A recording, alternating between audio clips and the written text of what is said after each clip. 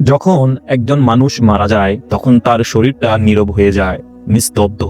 কিন্তু যদি সেই নিস্তব্ধ লাশটাই হঠাৎ করে গায়েব হয়ে যায়, তাহলে যদি লাশবাহী অ্যাম্বুলেন্স খুলে দেখা যায় ভেতরে কেউ নেই, না দেহ, না রক্ত, না কফিন, শুধু একটা ভেজা সাদা চাদর পরে আছে, তখন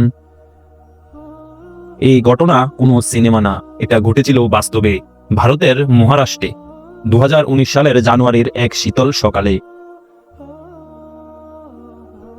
নাসিক শহর, মহারাষ্ট্র। একজন 48 বছর বয়সী ব্যক্তি, নাম রামনাথ দেশপান্ডে, মারা যান হৃদরোগে আক্রান্ত হয়ে। পরিবারের লোকজন রাতেই মরদেহ নিতে একটি বেসরকারি অ্যাম্বুলেন্স ডাকেন। অ্যাম্বুলেন্স রাত 11:10 আসে। সেই সময় উপস্থিত ছিল মৃতের স্ত্রী, ছেলে, ভাই ও 2 প্রতিবেশী। লাশটি কাপড়ে মোড়ানো অবস্থায় অ্যাম্বুলেন্সে তোলা হয়। ড্রাইভার দরজা বন্ধ করে বলেন, চলুন আমরা রওনা হই। হাসপাতাল দূরে নয়, মোটে 20 মিনিটের রাস্তা। সকাল 11:45 হাসপাতালের সামনে অ্যাম্বুলেন্স পৌঁছায়। ডাক্তার ও ওয়ার্ড বয়রা প্রস্তুত। দরজা খোলা হয়, কিন্তু লাশ নেই। অ্যাম্বুলেন্স ফাঁকা, কাপড়ও নেই, শুধু পড়ে আছে এক ফোঁটা ভেজা চাদর, যেটা পরিবার চেনে না। চালক স্তব্ধ হয়ে যায়, বলে, আমি তো মাঝপথে থামিনি কোথাও, কেউ কিছু নেয়নি। পরিবারের চিৎকারে হাসপাতাল কাঁপে। পুলিশ ডাকা হয়। থানার অফিসার সুরেশ তাম্বে বলেন, পুরো বিষয়টা অবিশ্বাস্য। গাড়ি একটানা চলেছে, কোথাও থামে নাই, তাহলে লাশ গেল কোথায়? সিসিটিভি ফুটেজ দেখা হয়। অ্যাম্বুলেন্স বেরিয়েছে 21 মিনিট পর ঢুকেছে।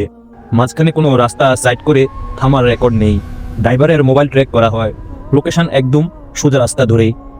এবার প্রশ্ন ওঠে, পরিবারের কেউ কি পরিকল্পনা করে লাশ সরালো, নাকি চালকই জড়িত, নাকি কফিনে লাশ ছিলই না?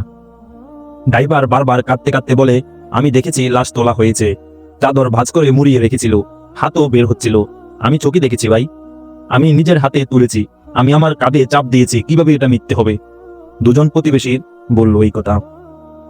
এরপর বেরিয়ে আসে এক ভয়ঙ্কর সত্য। রামনাথ দেশপান্ডে জীবিত অবস্থায় এক প্রান্তিক সংগঠনের সঙ্গে যুক্ত ছিলেন। তিনি নাকি একবার বলেছিলেন, আমার মৃত্যুর পর আমার দেহ কেউ খুঁজে পাবে না। এমনকি তার স্ত্রীও বলেছিলেন, উনি বলতেন, মৃত্যুর পর উনার আত্মা থাকবে না, কেউ চুতে পারবে না। লোকেরা এখন বলতে শুরু করে, এটা কোনো স্বাভাবিক মৃত্যু না, এটা আত্মার প্রত্যাবর্তন, হয়তো সে নিজেই চলে গেছে। তদন্ত চলে 2 মাস, কোনো লাশ মেলে না। পরিবারও ধীরে ধীরে চুপ করে যায়। ড্রাইভার পাগল হয়ে যায়, এখনো মানসিক হাসপাতালে আছে। থানায় ফাইলটা পড়ে আছে আজও। কেস নাম্বার 47/2019, মিসিং কর্পস, তলায় লাল কালিতে লেখা আনসলভড।